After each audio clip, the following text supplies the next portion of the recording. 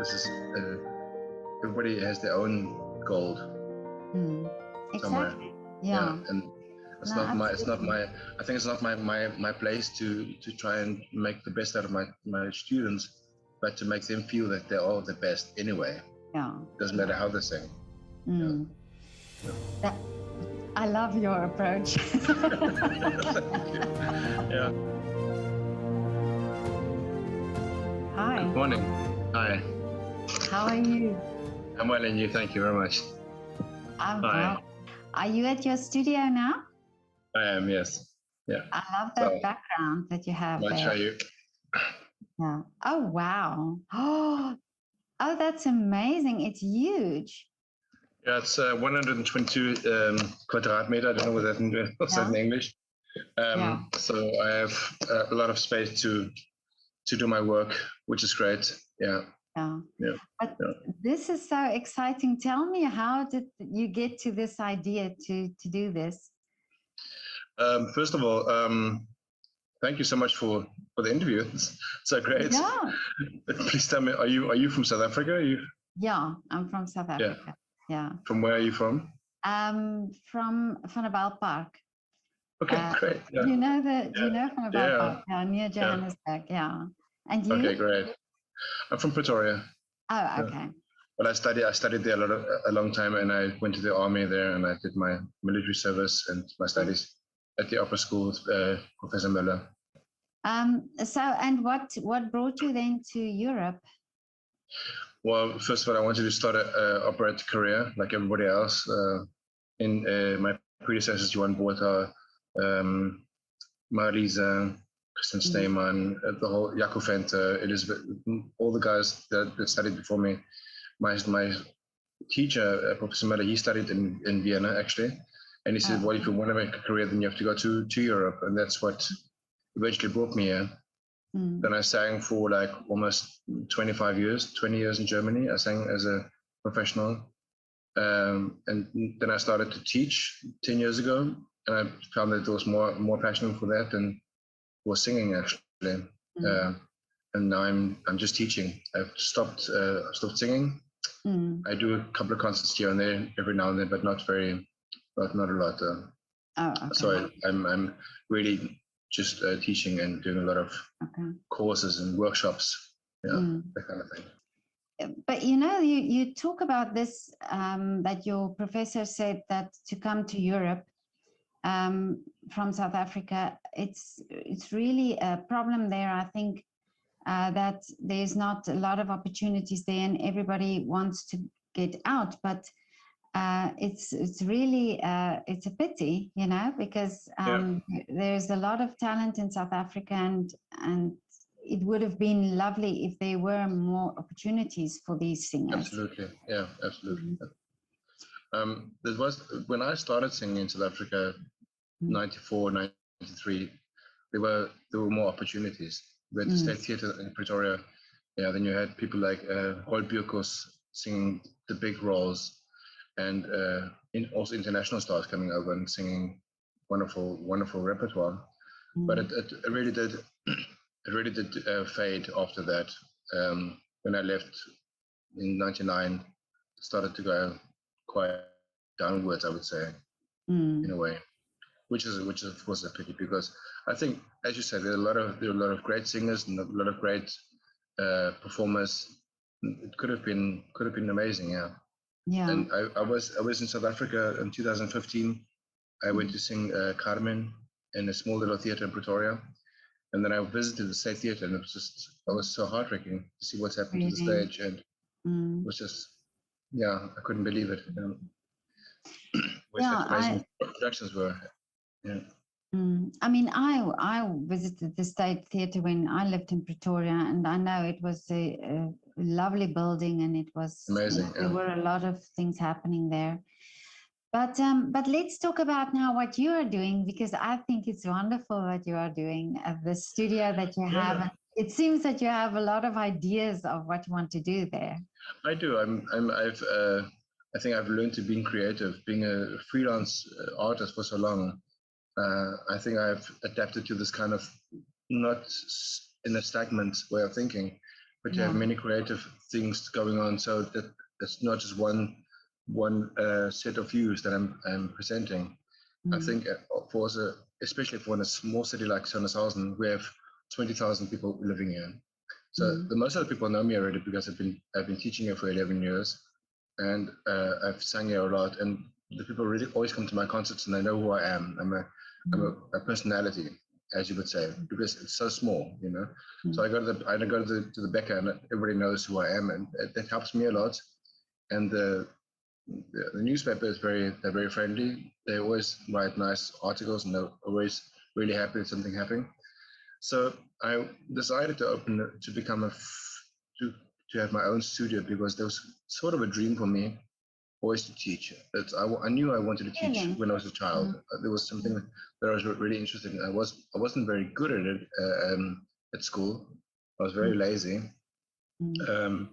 But I think I was very creative in my way of thinking. I always knew how to get a certain way around a subject to really get the most of what I wanted. Yeah. So that was when the idea came when I was in the music school here in Sondershausen for 11 years. I was teaching there, and they never paid when there was holidays. So if the holidays there was holiday and the free day where you didn't teach, you didn't get any money, which I thought was very unfair because they got their money the whole year. So I thought, well, then I have to because I stopped singing then, and then usually when I have 5-6 weeks holiday, I would go sing some festival or some festival or something, or some concert, and I would get that extra money for that time. And when I stopped singing then 2 years ago, then I thought, well, then I need to have another sort of income. Yeah. My son is here. He's in the studio. Okay. Yeah. Okay. Does he also sing? No, he's a trumpet player. Oh, I see. He plays the trumpet. Yeah. He's run away now. He just turned 10, so he sings with me. He takes lessons with me, singing lessons, and but he's really a very good trumpet player. I'm very amazed. He's only been doing for like 44 like 7 months now. It's made amazing progress, and he has his own trumpet now, and he's very dedicated, which I find is very good. I think that's important when they are dedicated, and they don't lose the passion for it. And that has to be fun. I think that's the one thing that's what's in Germany. It's people lose the fun in doing music. They think it's a hobby, and I have to do it very well, and I have to be the best. And I think, but what about the fun? What about the passion? What about the love? Yeah, exactly. Can't lose that. It's the technique and the learning to sing is a bonus to everything else, because first of all, it's love, passion, dedication. Those three things are the most important, actually. Yeah. In when you're doing something that you really enjoy. Exactly. Yeah. And I think that's one of the main things that I try to convey when I'm teaching is that they shouldn't lose this fun aspect of singing and of learning to develop their performances. It's not about technique really. It's about having fun and then knowing how to have fun more. Yeah. For longer periods of time. Yeah. Exactly. Yeah. Exactly. I think that's very important for me. That they're very aware of how they can have more fun. I was actually speaking to a ballet dancer yesterday, and we talked about this idea of, well, we talked about teaching ballet and this very strict and very old school way of teaching ballet, and that many children just never do it because they think it's too hard, and the way it's been taught is also different. And now that you're talking about this as well, this is interesting. I think it's more children would play instruments or sing when there's it. It's yes, you have to have fun, but if it's taught in a way where it's encouraging and where children can develop and enjoy this development and see the results, And like you say, that it's not just you have to be the best or to do it this perfect, otherwise you shouldn't do it. I think that's a very old school way of teaching, actually. That this, we call it in Germany, Leistung über Liebe, Liebe über Leistung. So you love somebody because they're very good at it. Yeah. And I know that from my childhood that my parents were very, very strict, and they were very adamant about us being the best. And we never succeeded in being the best because it was not who we were supposed to be.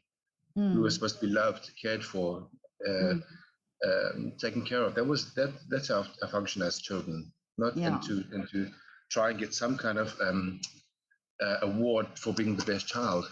Yeah. I don't think that's important. Yeah. No, absolutely. And this is also a factor, I think, why I think many children don't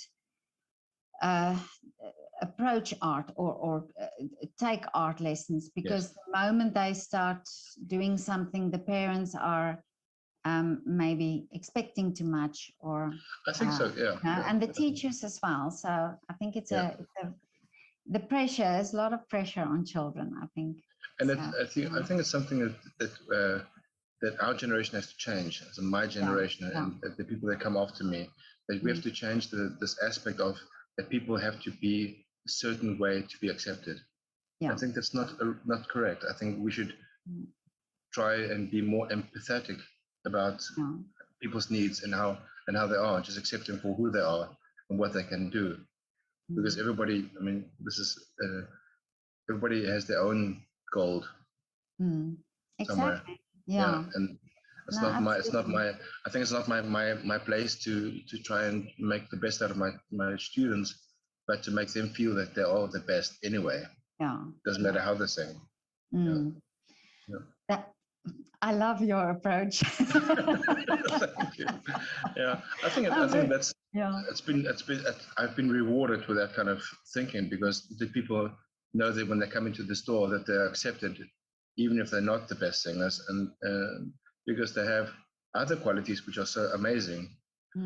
And for me, sometimes it's hard for me to tell them, well, we have a concert on the 15th or whatever, and you can sing if you want to. It doesn't matter to me. It doesn't matter if it's false, if it's wrong. You belong to the studio and you belong to my class, and you'll sing, you'll perform. Yeah. And outside, it sends a picture of, it doesn't matter who sings there, everybody can go to the studio. But for me, it's more, I don't want only the best 5 to sing at a concert. Yeah. I want everybody to sing at the concert. Yeah.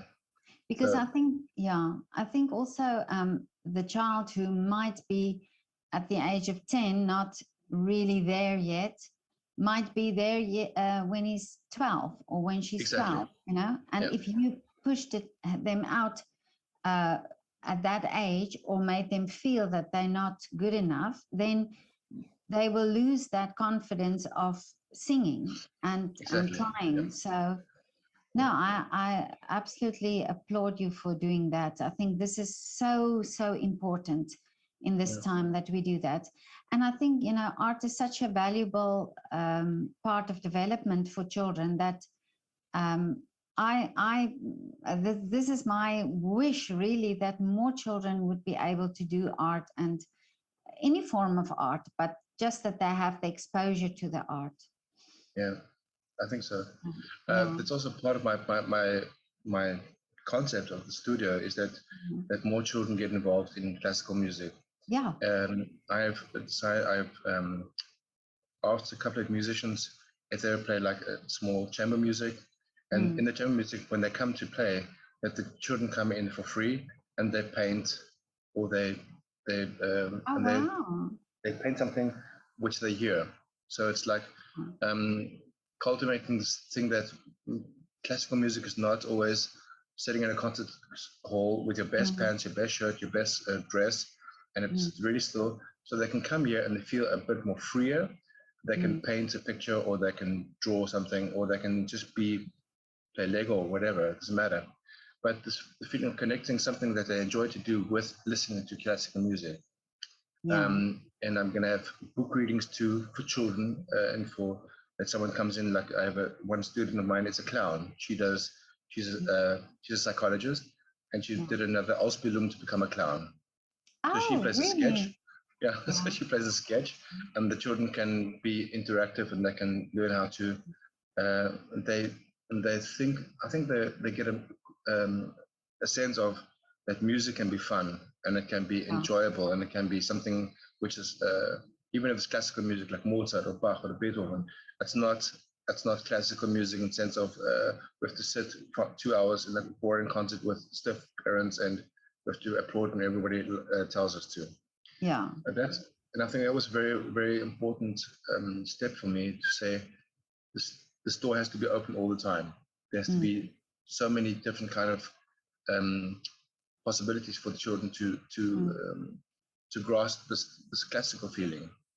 Because Pavarotti did that once. He did so many concerts with Sting and all his friends, and with his voice, he was able to give more people the opportunity of listening to opera.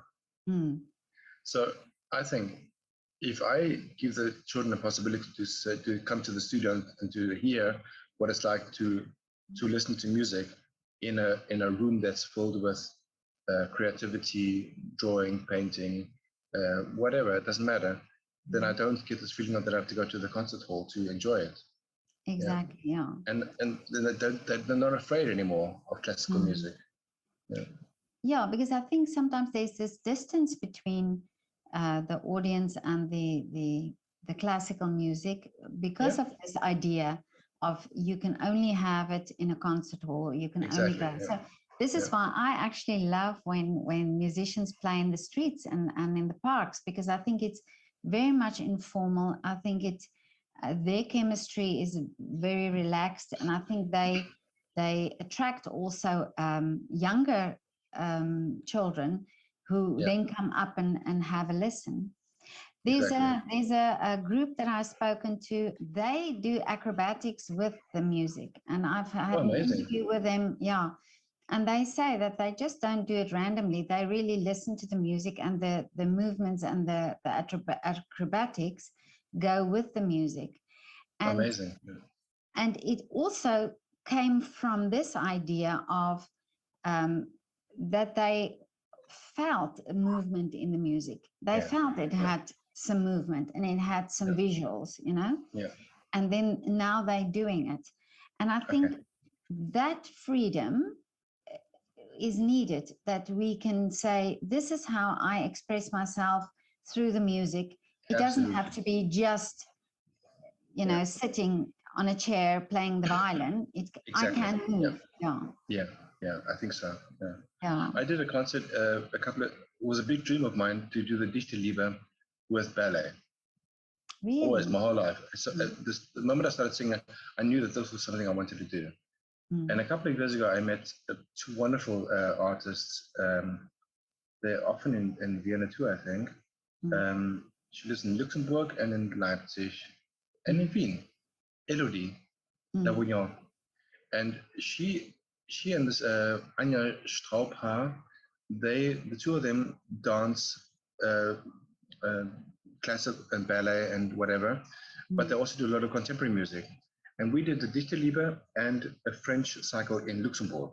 And it was amazing because I thought they took my recordings and they choreographed the music to it. Amazing. It was simply a fantastic moment in my career. And I think I'll never ever forget those performances because it was so combined with this feeling of feeling what we're doing, And I think something that artists really forget, a lot of artists, is to feel what they sing. Yeah. They sing because they need to make money. They sing because they have to get the next train to Luxembourg, to Paris to get the next concert, but they forget to sing because they love singing, or they love the text of Heinrich Heine. If you just read the text, you know what deep emotional context they have, and I think that's a lot of. I lost it a while back. I lost that the feeling because I knew I need to get the next performance. I need to get the next contract. I got into this trap of this wheel of making money and making it fast and making the next step to get the next career going. Mm. And then I realized that I just it didn't mean anything anymore because I've lost the love and the passion. And the moment I said I'm not going to do this anymore, then I started feeling that love again for the music. Yeah. And then when I hear my students, it doesn't matter how they sing; they feel the music, and that's just amazing. And if they sing very well, it's a bonus because I think, well, then I've actually taught them something. Yeah. To feel music with some kind of technical abilities too. Yeah. But I want to say something about that feeling. Yeah. But I think your energy that you now exudes towards them, and that you're so excited about what you're giving them. I think this will also bring this love for music and this emotion that you're talking about, because you are now feeling it again, and you can only transfer it, or you can only project it when you yourself feel it. So I think I think the value of music teachers are underestimated. I think really Absolutely. You have such a great role in the journey, or the path that the artists take, and not just the artists, but also these children who wouldn't become professional musicians, but they will become the new audience members, and they will not go because of what other people are saying is nice and good. They will go because of what they love and what they can appreciate. Yeah, exactly. And that's amazing. And I think for me as an artist or as a singer,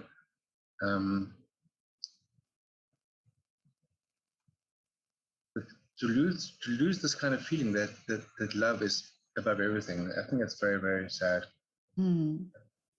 And what I really think is, when I used to sing, I knew that the performance was okay and the people were very happy, but I never thought that it was long lasting. I think that when I teach, it has a much longer impact on people's lives as one performance. People write, it was a wonderful performance and we thank you very much, and you really inspired us or something. But I don't think it's so everlasting as investing in a child's future. Yeah. I think it's long lasting to give a child a feeling that they are worth something because they enjoy singing, or they enjoy moving, or playing an instrument. Because I see with my son that he's a very good example of someone that can be so excited about that music.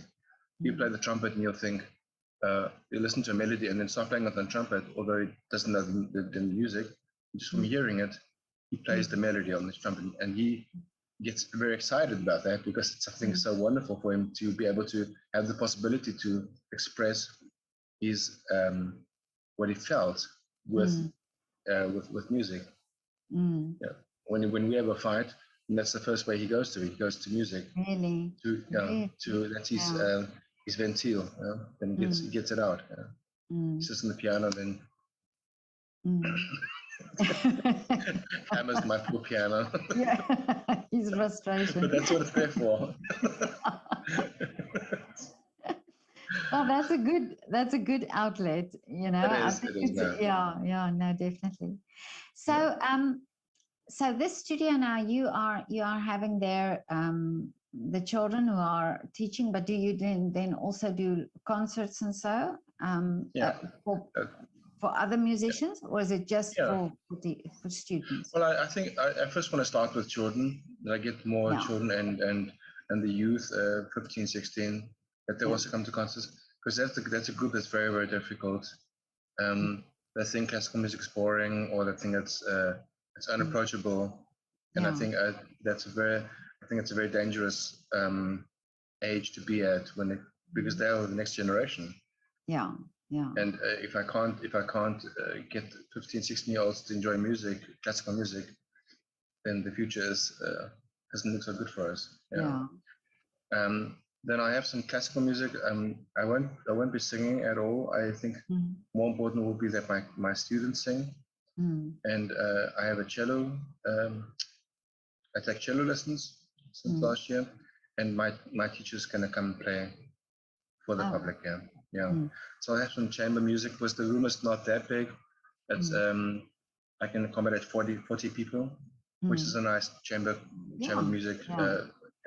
And I think I had a lot of luck, I would say, because this studio is in the street where the most people walk past.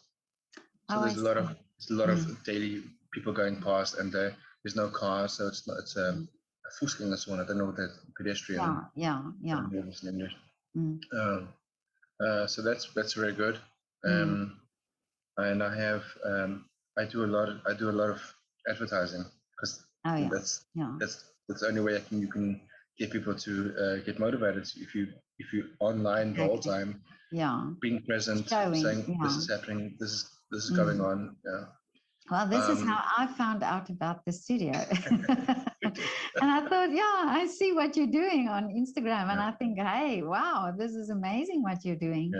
And because I'm so passionate about children, and the music and art education, and I thought, no, this is wonderful what you're doing. Yeah. Thank you. But what do you do actually? You do a lot of photography and. I am a photographer actually, but since lockdown, I've been working on this project, and then now I'm doing these interviews because I think it's very important that artists are seen and heard, and hear, like these types of things that you are doing, and projects and so on. So I think it's great that we can do it, that you can do it on Instagram or Facebook, but with the moment you start talking about it and you start talking about why you're doing it, or what your goals are, then it also makes it interesting for somebody else to listen to. Exactly. So I also, where exactly are you based? It's this little small town in Thuringia. It's like an hour from Erfurt and an hour and a half from Leipzig. It's right in the middle of Thuringia. In Germany. In Germany, and but it's great. And when you say it's a small town, but I mean, you have neighboring towns that can also come and support you. And the thing is, with Sondershausen, it's a musical city. We have an orchestra here, which is combined with a theater in Nordhausen, which is 25 kilometers away, and we have a lot of choruses actually in the region. It's I have a men's choir which I've been conducting for 2 years. They have an amazing choral culture in Germany, especially, but here in the region, this whole Kyffhäuser region, which is here. Which is amazing because a lot of people sing actually. The thing is to convince the people to put it on, to sign a contract, to say I'm committing myself to 1 year of taking lessons or being in a chorus. That's the hard part actually. People want to sing, they want to enjoy the music, they want to go to chorus rehearsals, especially now after COVID and after lockdown. People are really excited, they're really anxious to start singing and start doing their hobbies again. But to get them to sign a contract to say I'm committing myself to 1 year, I think it's even more it's become very, very difficult. Because people don't want to, they're not sure what's going to happen with the next COVID comes. If we have another lockdown for 3 months, are they going to have lessons, or they're not going to have lessons? I mean, I have the room is big enough that I can teach 1 to 10 people within the room. But if I have a chorus of 30 people, then it's not possible. I have to do separate chorus rehearsals, tenors, sopranos, mezzos, everything. So I think that's what I really need to focus on, is to get the people to sign a contract and say, commit yourself, and we'll find out a way to have the lessons. And I'm quite flexible with my time actually, because I can decide for myself when I teach. That's the great thing of being a freelancer. and having my own room Oh, that I can say, yeah. come, I have the key. I don't have to ask a school if I can teach until 6. Yeah. I teach after 6 or in the evening times when people have time. Another And summer schedule. Yeah, sorry. No, and you are creative and, you know, find ideas and so on. So I think so. yeah. But okay, Alex, so it was so lovely to talk to you. Thank you so much for your time. And Yeah. really, anytime if you have a concert there that you would like to talk about, or some project that you are doing that you would like to, just write to me and we can have a short interview. This is what this platform is about, you know, it's for artists to talk about what they are doing and all the projects and so on. So, so please feel free to contact me. Just write and we'll pop onto Zoom. Thank you so much. Yeah. It was great meeting you. Thank you so much for Yeah. your time. Lovely meeting you too. Lovely. And all the best with your lovely studio. And I'm Thank sure your energy and your enthusiasm for what you're doing, I think you are just at the right place doing the right thing. Definitely. Yeah. Okay. Good. Okay, Well, have Alex. a wonderful day. Thank you. You too. And I'll chat to you soon. Yeah, definitely. Okay. Thank you so much. Thank you. Bye-bye. Bye. Bye-bye.